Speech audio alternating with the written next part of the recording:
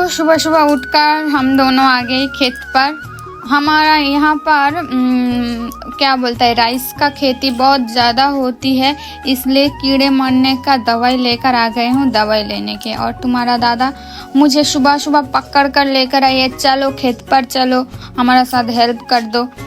और देखो मेरा शादी के बाद क्या हाल हो गई है, और इसका भी मुझका भी। और मैं तो ज़्यादा खेत पर आती नहीं हूँ, आज पहले आई हूँ। इसके बाद एक दो बार आई थी, लेकिन इतना धूप पर तो कभी नहीं आई हूँ, इसलिए मुझे बहुत मुश्किल हो रही है यहाँ पर रहने की। मुझे अब पता चला कि खेती बाड़ी करने का कितना मुश्किल होता है। इतने आसानी से हम सब लोग जो राइस चावल मिल जाती है, किंतु कितना मेहनत करना पड़ता है। तो हेलो दोस्तगण, अभी मैं खेत पर आई हूँ, देख रही हो, और तुम्हारा भैया दवाई दे रही है। इतना धूप है कि मुझे भी स्प्रे कर दे कर चला जा रहा है। क्या हो रही है ये सब मेरा साथ, और कितना गर्मी है, মানে এত রোদ।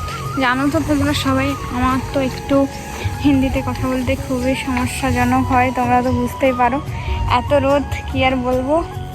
এই যে ওর প্রায় দেওয়া কমপ্লিটের মাথায়, এবার তো আমরা পালিয়েই যাব। তো চলো, কেমন একটা লাগছে, কারণ আমি ভিডিও করছি, সবাই মাঠে যারা আছে তারা দেখছে।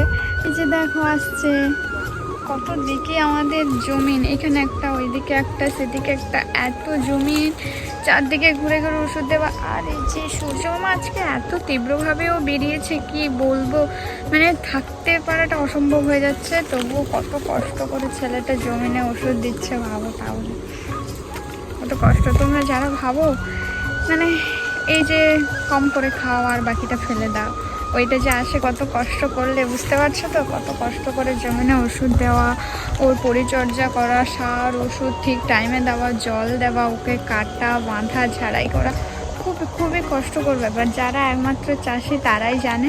তো তোমাদের সবাইকে বলবো, কষ্টের দাম দিও, মানে যতটা প্রয়োজন ততটা নিয়েও, বেশি নষ্ট করো না অন্য, কারণ এতটা উপার্জন করতে কষ্ট হয় কি বলবো।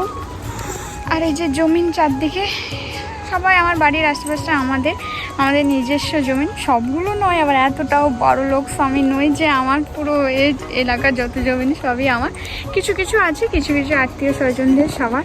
আর ওই যে ওই সাইডটাই দেখতে পাচ্ছ, অনেকটা দূর হয়ে যাচ্ছে, ওই যে সাদা কিছু অংশগুলো দেখা যাচ্ছে, ওইখানটায় হচ্ছে, তোমরা হয়তো জানো, ওইখানে হচ্ছে কেলেঘাই নদী। যারা কেলেঘাই নদী জানো, ওইটাই যে হচ্ছে, ওটা হচ্ছে কেলেঘাই নদীর বাঁধ। হ্যাঁ, আর ওইদিকে ওই যে বড় একটা, এই যে কোন দিকে আঙুল দিয়ে সেটাও বুঝতে পারছি না, বড় একটা গাছ আছে, ওইখানটায় আমাদের অনেকগুলো জমিন জায়গাগুলো আছে। তো এই মাত্র মাঠে এসছি, অনেকক্ষণ আগেই হয়ে গেল। তো চলো, সবাই ভালো থেকে আজকের মতো টাকা দেখা হবে পরে।